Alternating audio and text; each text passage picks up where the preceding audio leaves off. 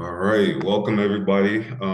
Thank you for joining us today, this afternoon, evening, wherever time zone you may be on. As you know, we are the Pharma Collective, and today we have a very special, seminar, webinar in store for you today.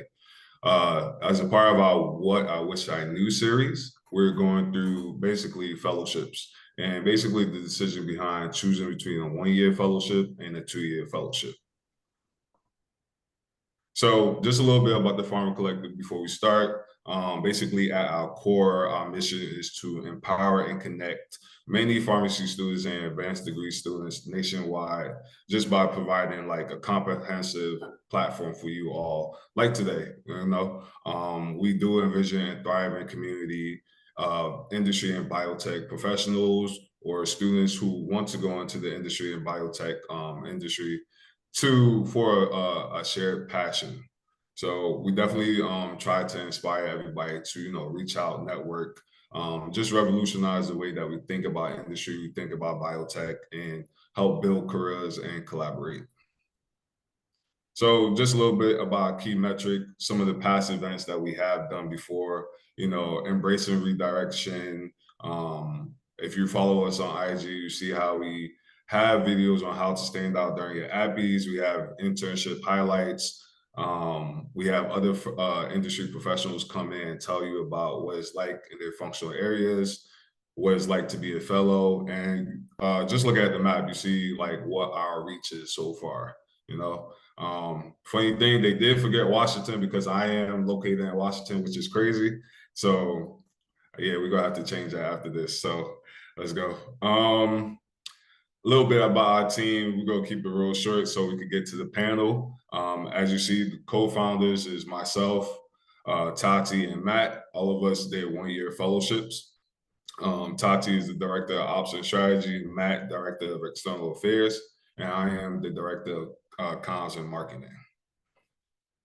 Also, we have some new members, so definitely wanted to shout them out and highlight them today. We have Cedric King, who's a P3 at Howard University, manager of content strategy and professional development.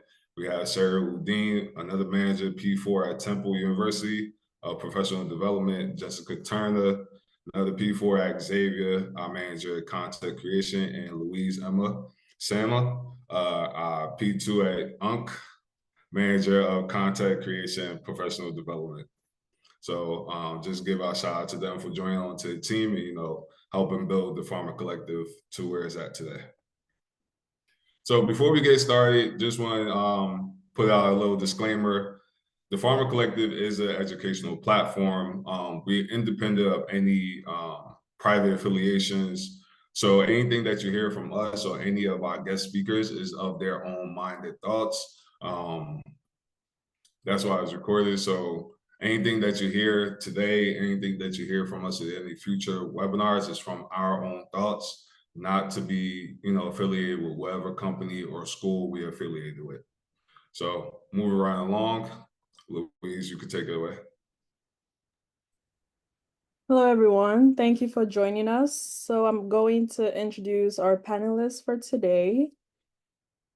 So we have our first year, our 1-year fellow alumni and 2-year fellow alumni. For our 1-year fellow alumni, we have Dr. Tatiana Hines and Dr. Matthew O'Toole. And for our 2-year fellow alumni, we have Dr. Caroline Abdaniel and Dr. Kayla Davis. Thank you for joining us today, and I'm going to start with our questions. So the first question for our panelists, can you share your educational background, your fellowship experience, and your fellowship length? I'm going to start with our 1-year fellows and then move on to our 2-year fellows. Yeah, awesome. Thank you so much, Louise, for the introduction and for moderating today. So my background, obviously, I am a Tar Heel. That's why I was repping hard, but I went to UNC Chapel Hill Eshelman School of Pharmacy for pharmacy school. I graduated in 2023, and I went into a 1-year fellowship at Bristol Myers Squibb in conjunction with Rutgers for regulatory advertising and promotion. And currently in my role now, I am at a smaller biotech company called Sobi, where I am the senior manager of regulatory advertising and promotion, working in hematology and only hematology now. So, yep. And I'll pass it to Matt. Perfect. Thank you so much, Tati. And my name is Matthew Otule. I am I keep saying recent, but not no longer recent anymore, but I am a PharmD graduate from Texas Southern University out in Houston, Texas. I completed a one-year fellowship as well. Mine was actually with Purdue, Takeda in conjunction with Purdue. Am I muted? No, okay. Takeda in conjunction with Purdue, where I completed a U.S. Field Medical Fellowship.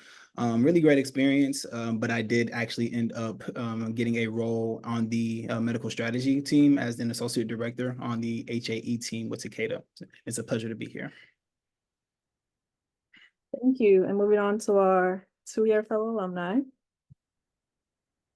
So I'll go first. So my name is Carolyn, and I got my PharmD in 2022 in Keck Graduate Institute in Los Angeles, California. And right after I did a postdoc HEOR role with Teva Pharmaceuticals in conjunction with Thomas Jefferson University. And my fellowship is 2 years because my specific fellowship is actually have a master's with it. So hence the length. And yeah, right now I'm more downstream rather than HEOR. So right now I'm AD in market access at a consulting firm. So yeah. Hi everyone, my name is Kayla Davis.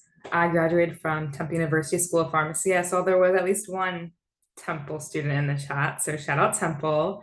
I graduated in 2022, and then I completed a 2-year fellowship with Novartis in conjunction with the Rutgers Pharmaceutical Industry Fellowship Program. I spent my first year in US Oncology Medical Information and my second year in Global Field Medical Content and Strategy.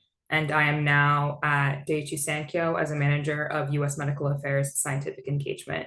Nice to meet you all. Perfect, thank you. Moving on to our next question. What factors played a role when deciding what fellowship would be the best fit for you? So I'm going to start with our 2-year fellows. I can go ahead and start first and I'll pass it on to Kayla. So a lot of the factors for me was the legacy of the fellowship. So how long has it been has it been accepting fellows? Because I do think the alumni network or those who have graduated the fellowship is very important to get their insights. And of course, your experiences in pharmacy school, where are you strong at? Are you strong at communicating with KOLs? Are you more, can you code? If you can code, then HEOR will be a breeze. So I do happen to have an HEOR role prior to graduation when I was in BD. So that kind of propelled me towards the HEOR path and getting the fellowship. And also, if it offers you a teaching certificate or even a master's, that also is a major factor because you want a fellowship to be worthwhile. It is, as they say, it is doing a fellowship is rewarding, but it is a sacrifice at the end of the day. So yeah, those are the kind of the huge factors that helped me kind of direct myself to HEOR. Yeah, thanks, Carolyn. I agree. I don't code at all, so that would not be the space for me. For me, it was more so I knew I wanted to do medical affairs, and the only thing I was really familiar with in pharmacy school, I don't know how the Temple student feels now, but when I was at Temple, there wasn't much support for students who wanted to do a postdoctoral fellowship, so I had to do a lot of research on my own. My first exposure was hearing about medical science liaison roles first, so I kind of dove into my research on that, but I also just searched and researched about all the different functional areas. So that I literally went on YouTube and was like, what is regulatory affairs? What is medical affairs? And that helped me kind of establish my framework and decide what functional area I thought was best suited for me, like Carolyn said, based off of my experiences and the goals that I wanted to achieve during my fellowship. Some other factors were just that I knew I wanted to stay in the tri-state area. So that kind of narrowed down the RPIF program for me. And then I just looked at the different company brochures.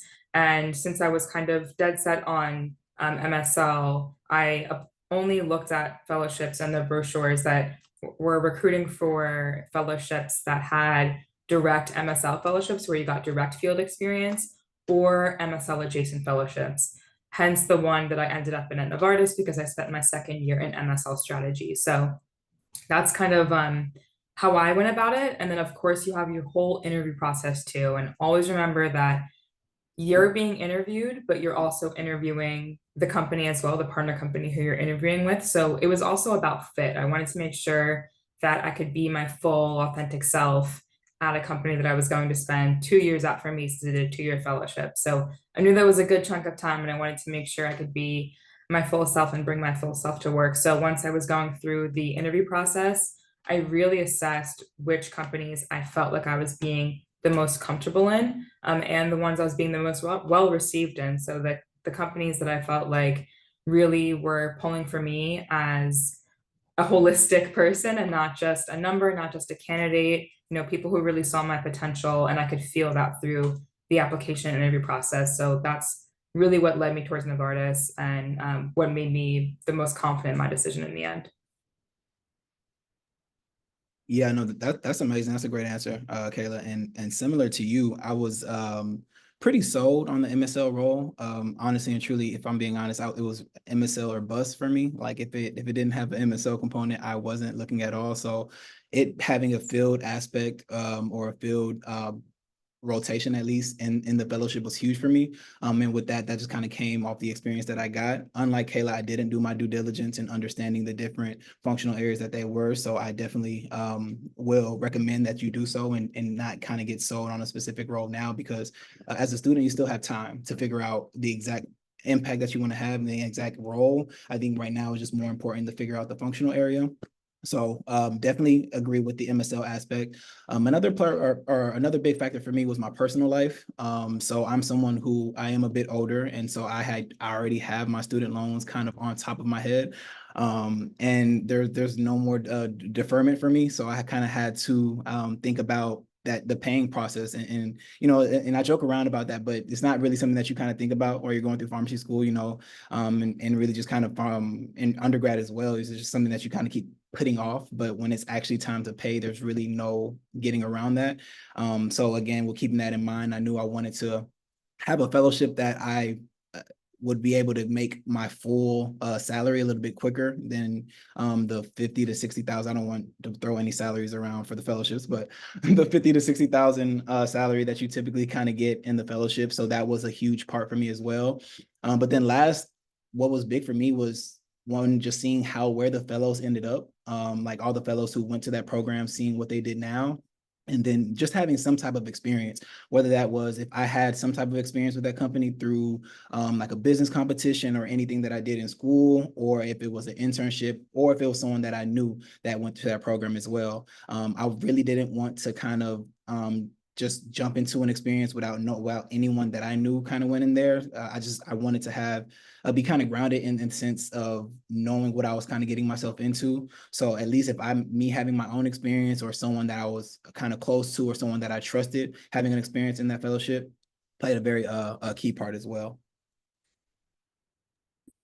Yeah, and for me, I echo pretty much what everyone said. I think the biggest thing that I advise students when they're, either early in their pharmacy career or even towards the end is it's really important for you to really have introspection before you start applying and think about what your personal list of non-negotiables were. So for me, something that I wanted, if I was going to be the only fellow in the area, I wanted to at least make sure that I had a pretty fairly big and diverse fellowship class. Like Kayla as well, I really wanted to come back to the tri-state area. I went to school in North Carolina, but I'm from New Jersey. So I think the pandemic really showed me that I missed being home and being around family. So that was something that I was longing for. And then for me, after kind of falling into regulatory ad promo, I for sure was not expecting it. I was actually had interest of going full-time in another area.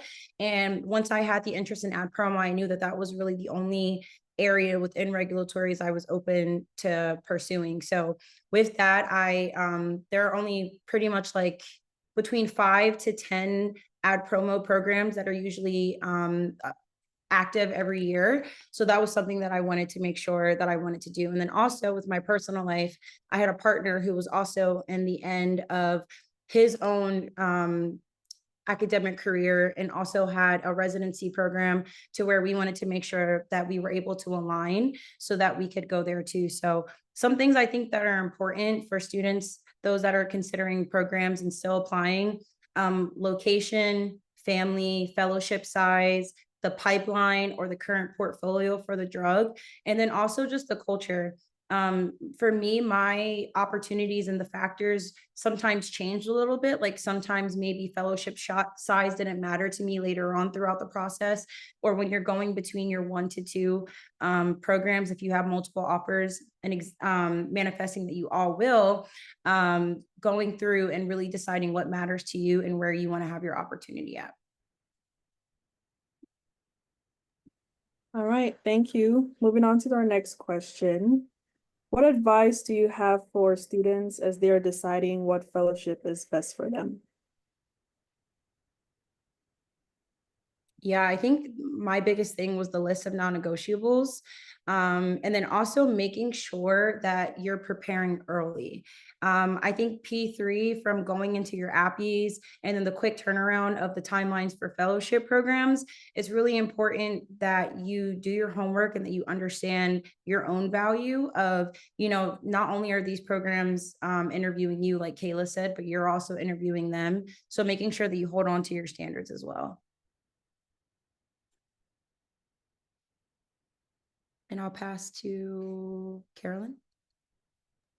Yeah. So one advice, I think this is very, very important. I think you need to talk to the current fellows. So once you have a list of, you know, the interest, fellowship programs that you're interested in, really dive in and research who are the current fellows. If you're, I was in the 2 years, so I'll speak for kind of like a 2-year perspective, but I try to nail down who the first year fellow is, because once they're going to be the one that's working with you. Once you, as an incoming fellow, they're going to be a 2nd-year fellow, because they're going to speak a lot about their experience as a 1st-year fellow, how, you know, their perspective on how it's like to, you know, be a 1st-year fellow, that type of thing. So really reach out to the people who are already in the program if you want to, and if you have time, who have graduated the program, to see, you know, what has changed, or how would they, you know, where are they now, you know, what's the trajectory of what they did after the fellowship. So I think that's very, very important. And then also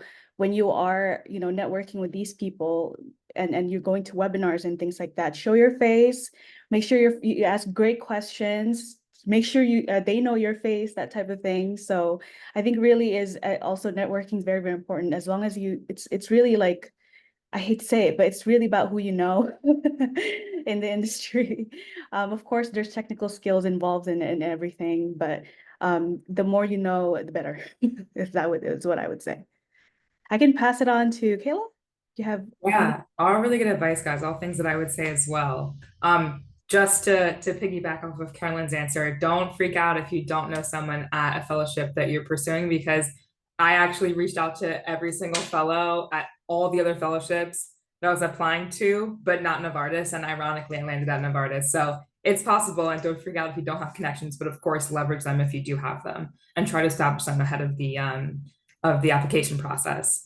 I would also say, in terms of advice, like I said, all great answers before, but I also think as you're actually navigating through the application and interview process, I would just keep a very, very open mind. I made the mistake of going into the process having like a #1 fellowship program that I really, really wanted to land. And I applied to, at the time, I don't know how it is now, but when I applied to Rutgers fellowships, you could apply to a maximum of 10. So I did apply to that maximum of 10. But I had a top #1 position that I really, really wanted.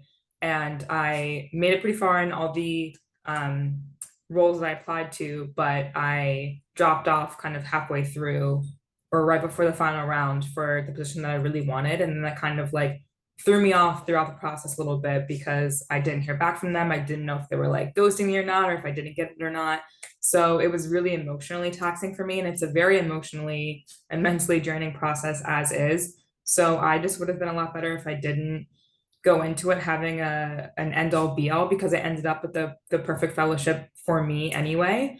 So I think you just have to trust that everything happens for a reason, and that you'll find your perfect match. Like, you don't want to be at a company for 1 or 2 years who doesn't absolutely want you as a candidate. So I think always just keep that in mind. And you also just really never know what a company is looking for on the back end. There are probably some parameters you're looking for in a candidate that you have simply no control over. You don't know if they're looking for a certain demographic, certain personality type, certain experiences.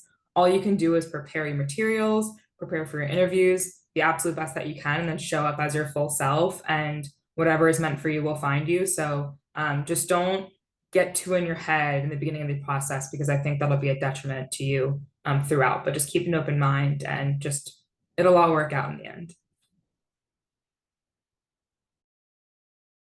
Yeah, no, that was honestly, all of your answers was great. So I definitely won't throw on more advice, because mine's was honestly going to be similar to yours as well as Kayla. So I'll go, if that's okay with everyone. I'll answer Brianna's question if that's cool with everyone. Seeing nods, so that works. Okay. So, and Brianna's question was for the 1-year fellows, how prepared did you feel and when you were going into your full-time role, and have you been supported by other employees throughout that learning process? And so for me, I would definitely say that I felt very, I think it depends. So for me, mine was a rotational fellowship, where the first rotation was in medical strategy. And again, ultimately, that's where I ended up. And for that part of the fellowship, I wouldn't necessarily say that I felt prepared, but it was only because medical strategy in general is kind of difficult to prepare for. I think that my fellowship provided me with numerous amount of experiences that will equip me with just details about what medical strategy is. But I think that a lot of medical strategy, and honestly medical affairs in general, is just kind of learning on the job and learning as you go. So I wouldn't necessarily say that I felt prepared, but I did feel sustained. I did feel like they gave me and they prepared me as best as they could. But when it came to field medical, my field medical rotation, I would say I absolutely did feel prepared, because they gave me tons of hands-on experiences that actual MSLs do, whether that was getting to attend conferences and bringing back some of the insights that I had, whether that be on poster sessions posters or sessions at these conferences, or whether it was actually getting to go along with some of the field rides, seeing how the MSLs first and foremost prepare for those field rides, how they kind of execute that plan, and how they do it in a way that is not forced, not just kind of going in there just asking questions, like kind of reading off of a paper, but making it seem very, very natural. And then, of course, more importantly, how they pull insights from the actual conversations. And so I'll say that the field medical aspect, had I gone into the MSL role, of course, it still would have been a learning curve going from a fellow to and that's any role. So there still would have been that feeling of, I'm a little nervous, or I'm a little bit anxious, but I definitely feel like they prepare me the best that they can for that. And for the second part of the question with the support, I can definitely speak for Takeda in general, but it's a company where support is their main, is the culture. They really try their hardest. They actually have something called a tamadachi, which I don't know what that stands for in Japanese, but it means pretty much like having like a mentor, having someone like a friend, kind of walking you through that process. They do that for all their new employees and all for their fellows as well. So, and really just on top of that as well, like just the type of support that I got from my preceptors. I did do an internship with Takeda. I didn't put that in my introduction, but so I kind of already had a bit of a network there. So I had support from my previous network, and as well as the new network that I was gaining in my fellowship as well. But kind of a long-winded answer just to say that, yes, I did feel fully supported. As far as the preparation, I think it was kind of mixed reviews on that one, though.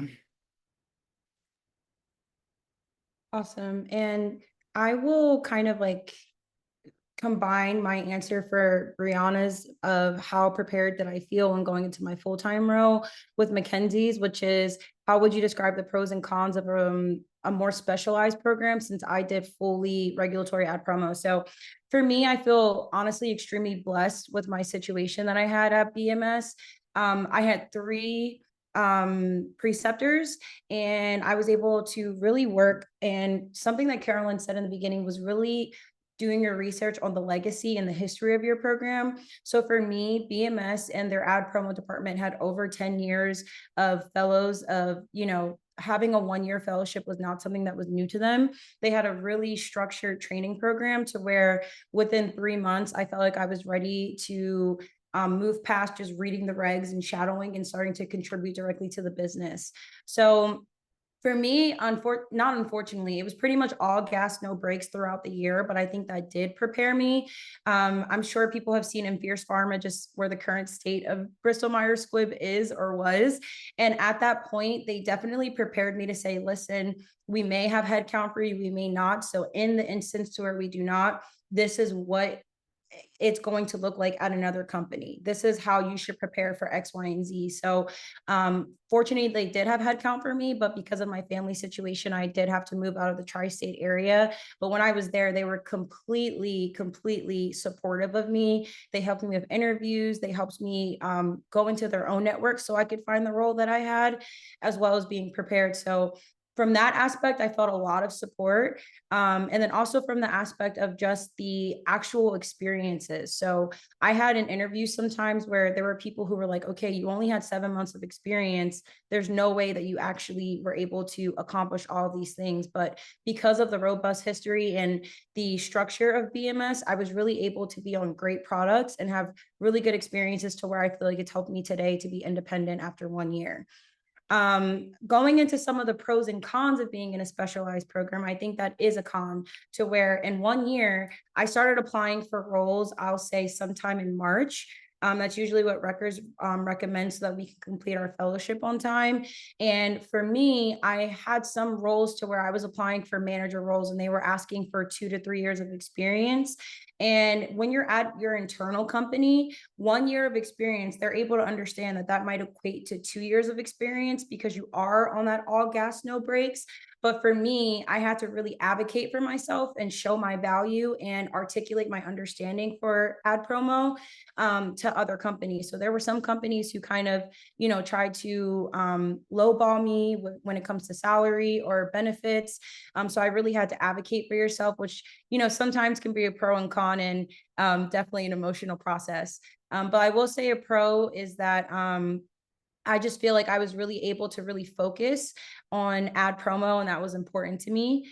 And then lastly, and then I'll push it off to our 2-year fellow alumni. I think a con is with having such a heavy workload and being fast-paced environment, I did not have the opportunity to take my NAPLEX.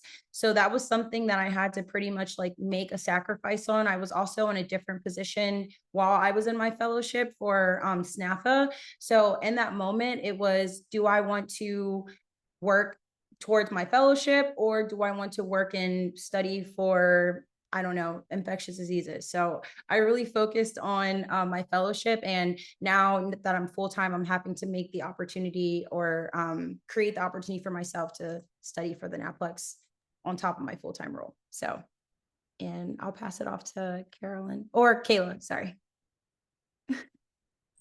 Yeah, so I guess I can go a little bit more about the pros and cons of my fellowship. Sorry if you hear my dog, he's like running around. But so I spent my first year in US medical information, and within that role itself, I wore a lot of hats. So in that role, I was doing the fundamental medical information responsibilities, like responding to unsolicited medical information requests from healthcare providers or HCPs.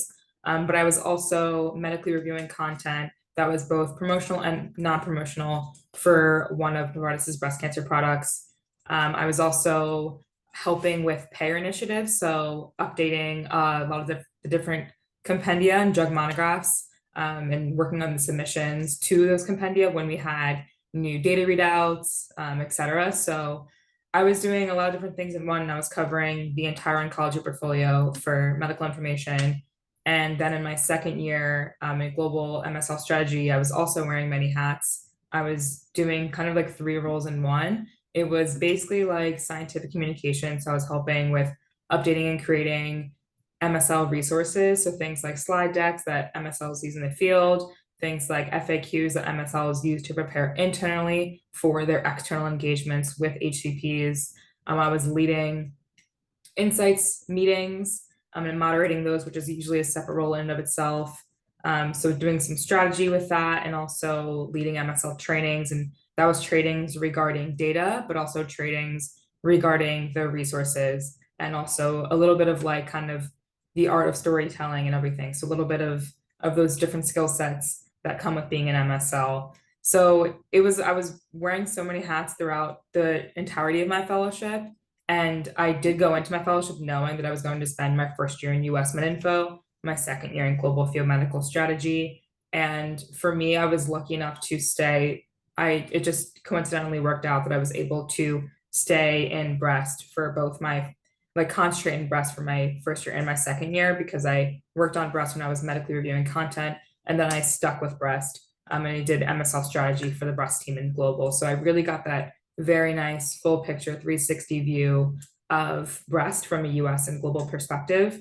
And with that, it made me a really viable candidate for a lot of different roles. When it came to full-time roles, I was in a situation where Novartis was unable to provide headcount for me at the time. They wasn't that they didn't want to, but they just didn't have it for various reasons. And so I did have to apply externally and kind of focus my efforts there. So it was really good because I had a lot of different experiences and I could apply to a lot of different experiences or different full-time roles because of what I did in my fellowship. But it was also a little bit difficult because I wasn't super niche or experienced in one specific area. So I had bits and pieces of a lot of the job descriptions for a lot of the roles I was applying for. But like Tatiana, I really had to advocate for myself and for my experiences when it came to the interview process. And I really just had to speak to and highlight all of the different initiatives that I helped with at Novartis, that I led, that I had a huge contributing role in. And I think that that is what made me stand out as a candidate. And I think it was really helpful when I got to the interviews, because then I was able to speak to them and elaborate on them. So I think once I got to the interview stage, I was like set, the reason why I didn't get certain roles wasn't because of my lack of having content to speak to about my interviews. It was for factors that were out of my control. But on paper, for the actual application process, that's where it was difficult, because they're probably looking for someone who had 2 years in just MedInfo or 2 years in just scientific communications, but my experience was all over the place. So that is where, to Tatiana's point in the chat, network really, really helps, because you can't just apply cold. You have to do so many steps after that with reaching out to who you know at the company, if they can get you in contact with the hiring manager, the recruiter, et cetera. So it's a lot of work that I had to do on the front end, because on paper I had really nice experiences, but it didn't necessarily always align with what was listed in the job descriptions of the roles I was applying for.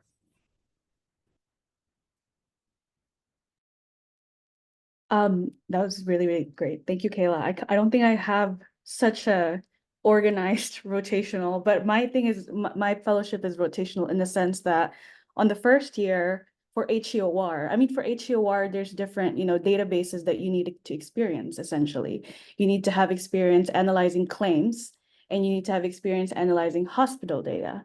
So the first year, you're doing outcomes research in the hospital. So you're getting a lot of, hospital data, doing outcomes research analysis with EHR data. So your research questions would be something that you could utilize EHR data for. And then you transition to the second year where you do a little bit more industry work, and a lot of, in pharma, a lot of the databases that they would have access to would be claims. And so that would be, you'd be doing a little bit more claims database outcomes research where, claims database would suffice. So it's different in that sense for HEOR, at least. I didn't have experience doing field HEOR, although I know we have field HEOR team. I didn't have that kind of experience, but you do get to interact with them because they do need the evidence that you produce to, talk to the KOLs or the market access team. So they need the data that you make to basically apply that to the payer-facing deliverables that they have. So it's different for me. I think it's rotational and specialized in a sense. With HEOR, it's just very different from medical affairs because there's a lot more technical learning that goes into this. That's why we have a master's program side by side while you're doing a fellowship, because there's a huge learning curve from PharmD transitioning to HEOR. So, and then now I kind of want to address also Gail's questions. So Gail asked, for the second year fellows, how was the transition from your first year to your second year? Do you feel like you had more responsibilities once you entered your second year, or the workload remained the same? I think for myself, for HEOR, the second year was game on.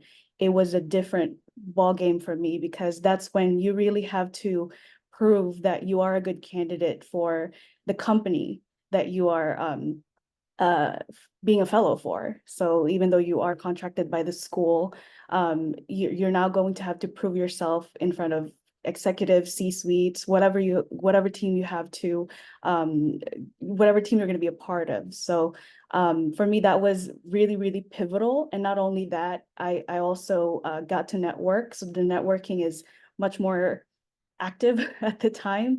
And the responsibilities definitely increased, because I joined a very small team. I joined a team of 10. So, and it's a global HEOR team. So meaning you have to lead projects on your own. You have to be proactive on your own. And that's something you get to learn in your first year, because you're leading your own outcomes research studies. So you get to actually, implement that on your second year, but in a much more impactful scale in the industry side, on the sponsor side, as we call it. So I hope that addressed your question. And I'd love to hear any of your thoughts on Gail's question. Oh, Kayla. specifically. Yeah, of course. Yeah, Carolyn, very Yeah. nice answer. I really, Yeah. really love hearing about your experiences. So interesting to hear from different functional areas than my own. So wonderful experiences that you've had there. For me, I think the simple answer is always going to be yes. I think especially if you're in a 2-year fellowship where you're in the same department, team, etc., for both years. Of course, if you're doing the same thing for both years, the second year they're going to expect you to, step up a little bit more than you did in your first year when you were really establishing your foundation and learning. For me, I already laid out, my fellowship, but because I was going from one department to a completely separate department, it was like starting from scratch all over again when I started my second year. Of course, I knew certain nuances and trends of the company itself because of the experience that I had in US MedInfo. And I was lucky enough to be in oncology with a bit of a focus in breast cancer. So I was able to have a lot of contacts in the US and establish those different connections for key breast colleagues in the US. And I just leveraged those connections when I just ironically had ended up being in breast again for my second year in global.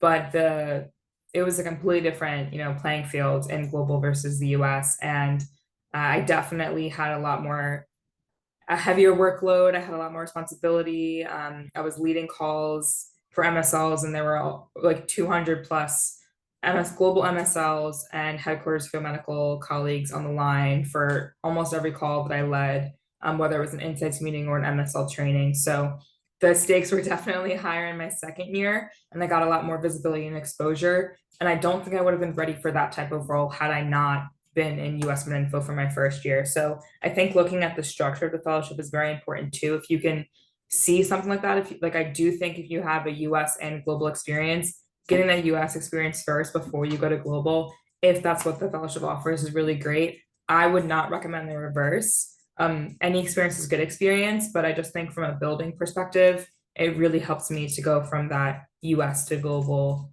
experience. And yes, the workload definitely did pick up in my second year, but it wasn't because I already established myself in my first year. I was resetting, and just by nature of the role itself, I had more responsibility and I got more visibility that way too. Thank I you. love both perspectives. Sorry, Louise. I just wanted to make sure that we answered the one part about kind of like what is the difference of being in a rotational fellowship program. So I can kind of also speak about, like, I think, for instance, like I was also looking at a global regulatory affairs fellowship program to where I would have been able to get different experiences. I think it's really helpful for people who don't know exactly what they want to do, to where, for instance, if you have a keen interest on a particular like functional area, but you don't know exactly where your interests or your talents or your strengths lie. So if you're someone to where you're interested in two pretty different areas like regulatory strategy and regulatory ad promo, or intelligence and policy and strategy, I think that will really give you the opportunity. That's a pro to get all of those experiences, but just like Kayla said, you're not going to have full 1 year of experience like how some JDs are asking, and a JD is a job description if you do go external. So sometimes you are going to have to, you know, continue to advocate yourself. But I think nonetheless, no matter what program you're at, you still have to advocate yourself, because as a 1 or 2 year fellow, when you're applying for roles, you now have to pretty much go against the rest of the workforce. So I just wanted to make sure that part was there too for Mackenzie, but I will pass it off to Louise. All right. Thank you guys for all the really good answers. Moving on to our next question. What are the main differences in the program structure and learning objectives in a 1 year versus 2 year program? I will let Matt start with this one. Yeah, no, for sure. I can't fully speak on the 2 years. I do have friends who did the 2 years, so I could talk about it, but I'll let the fellows who actually did 2 years talk about their experiences.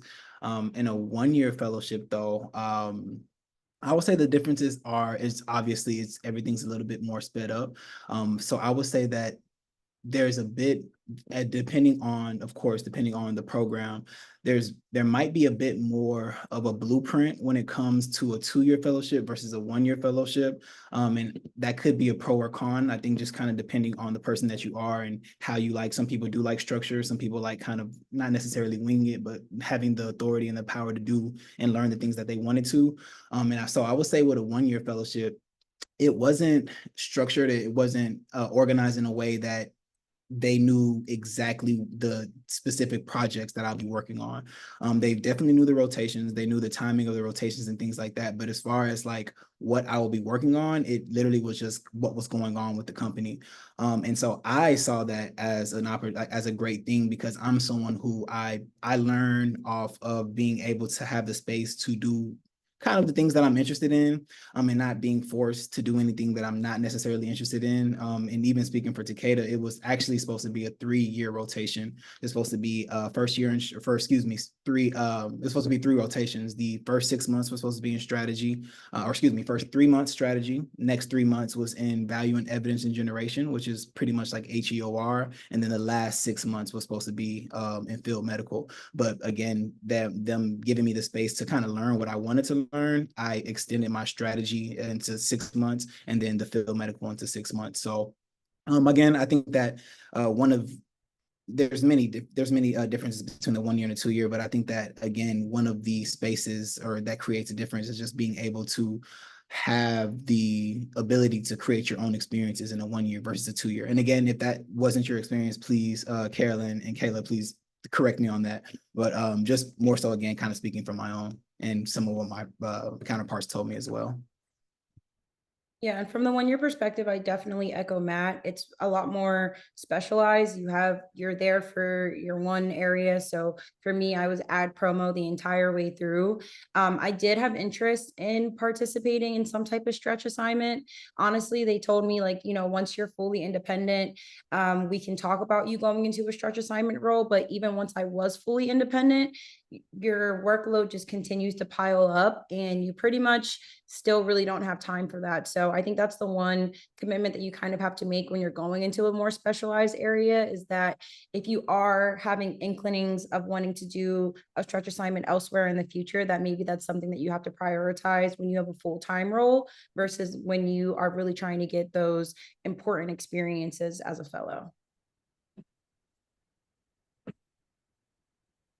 And I'll pass it off to whoever wants to go next. Kayla. I can go. I think it depends. It really varies from fellowship to fellowship, company to company. So I would definitely just look at the company brochures and take a look at the structure.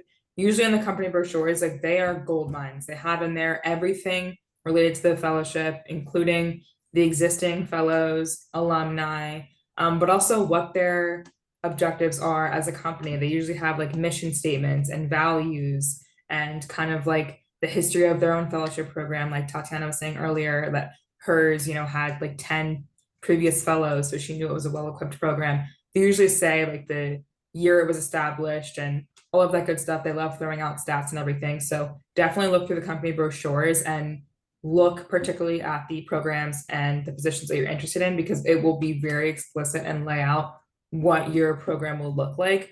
For me, so I knew going into it that my position was going to be the 1 year in MedInfo, the other year in field medical strategy. I knew that's what it was going into it.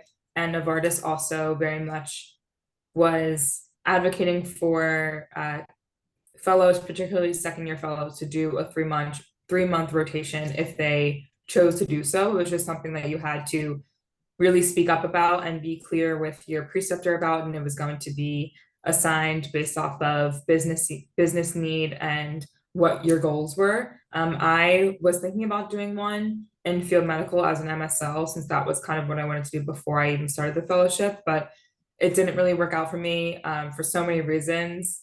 But I'm glad that I just followed the structure that was laid out for me in my fellowship program. But again, it really, really varies from position to position. So that's something that research is going to be very critical for you to have a heads up about before you start the application process. Carolyn? Yeah, I definitely echo that. Look at the brochures. Those are, and I think Tatiana said the IP show, they update that yearly. They have a database of brochures that you can look at. I think sometimes it even gives you like the program directors or the head of the fellowship program there. So if you have any questions, you could just email them or reach out to them on LinkedIn or things like that. But it's really the differences is, I feel like for me, I've seen a lot of 1-year fellows do a 1-year fellow. Everything is fast paced. And for me, I cannot do that, especially with HEOR, given that there's so much technical expertise that needs to go into the role, and also getting the master's degree at the same time. So I feel like I need a little bit more spaced out time. And HEOR doesn't have really that type of division. It's just HEOR as a whole. So really getting immersed into, the principles of health economics and outcomes research. You can learn about PROs, how are PROs viewed by payers, things like that. So you get to, at least for my fellowship and all the fellowship at Thomas Jefferson University, you have that freedom to really tell your preceptors, here's what I want to learn. And this is what's relevant in the market right now. With the IRA, pricing, things like that. I want to know a little bit more about market access, push me in project where HEOR and market access really interact, that type of thing. At least that's what my fellowship allowed me to do on the second year. The first year, for me, you have no choice but to do hospital outcomes research because of the project management that you need to prepare for once you transition to the industry. But yeah, definitely look at the brochure, see what you like. A lot of my co-fellows at the time at Thomas Jefferson, they didn't even have the same structure as I did. So some of them were working already side by side with hospital and the company side by side at the same time and doing masters on the side. So they're doing multiple things at once, which I thought was a little bit too much. So really it's up to your preferences, look at the differences, see if you're a fast-paced type of person, and depending on your circumstances. I know Matthew was like, I have loans, and I'm like, yeah, I totally understand. I mean, we're coming from a pharmacy program that, that has a high tuition. So we all have to take that into consideration. And yeah, so if you guys have anything to add, yeah, let me know. But that's from my perspective, at least.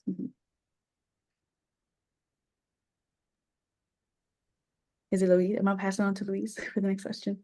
Oh no, I'll take over. Thank you. We have a question in the chat, and I believe Matt answered this question, but I'll just reiterate for everyone else.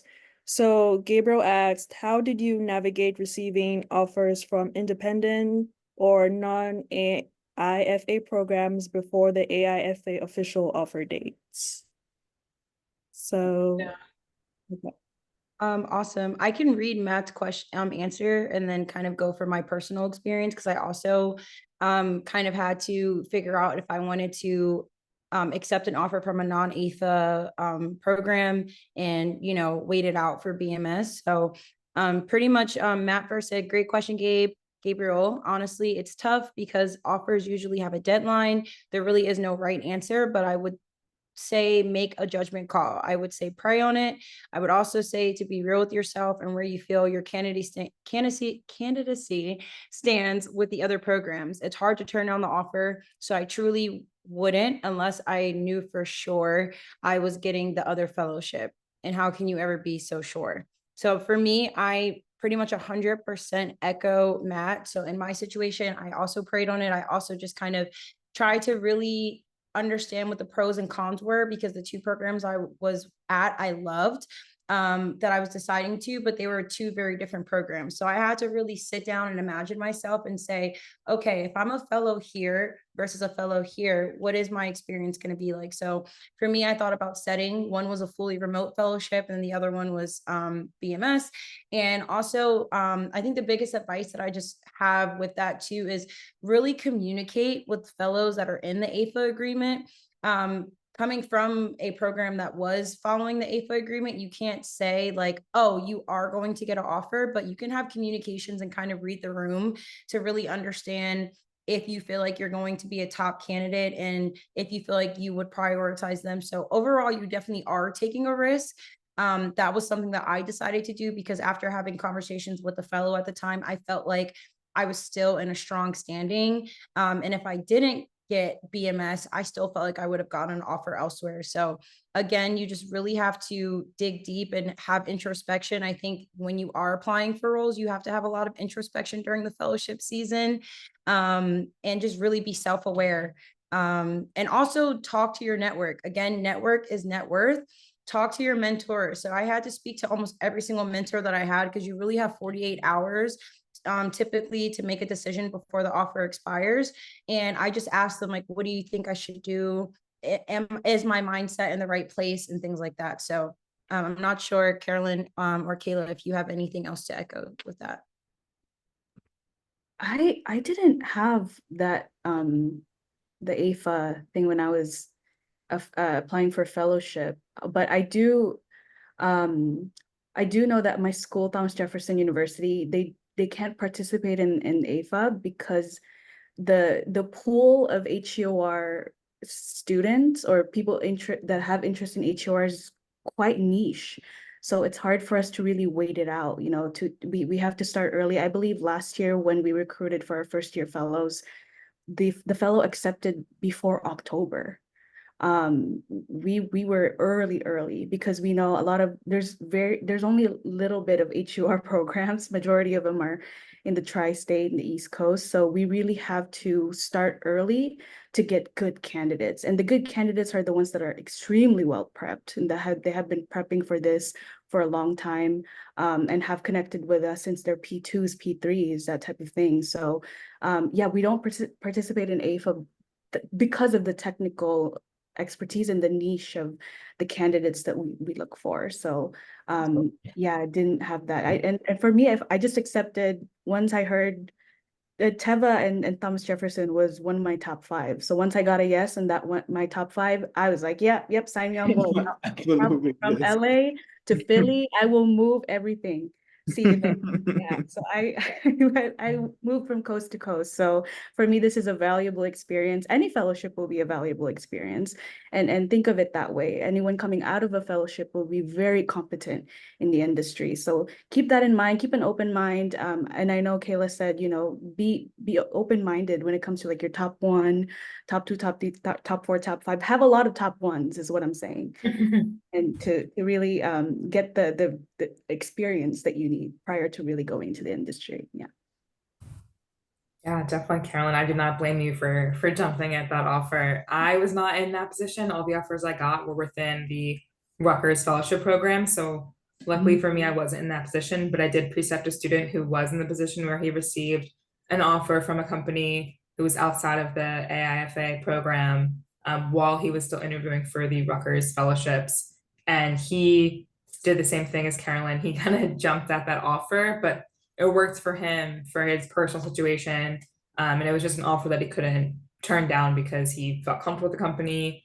He liked what the company stands for, what they were offering, what the program would look like, the salary, all of that good stuff. So I think it's just a very personal decision and no one can make it but you. So even if you get a lot of advice from a lot of other people, you really have to follow your own gut And there's no guarantee, like even if you turn another thing down or another offer down ahead of interviewing for something like the Rutgers program, you still never know if you're going to land one or not. Obviously you hope so, but there's no guarantee. Like a wonderful candidate like Tatiana, yeah, probably would have worked out, but not everyone can just rely on that and everything. And I believe that you'll just end up where you're supposed to, and you really just have to follow your gut and try not to take in too much advice from other people, because you're going to get advice from other people throughout the entire process. But at the end of the day, you have to represent you the best that you can and the most authentically to yourself that you can. So just try not to, you definitely want to get different opinions and input from other people, especially your trusted mentors, etc. But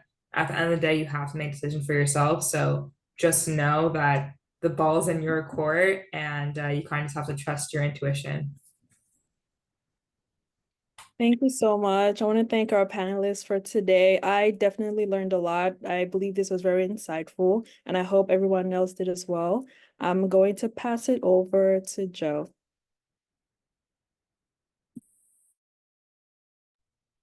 All right. Yeah, we definitely thank you, Kayla and Caroline, for coming in this evening, this afternoon, wherever you may be on the time zone. Matt and Tati, for your insights on the 1 year versus 2 year fellowship. Real quick, just going to share my screen again to let you all know what's coming up for us.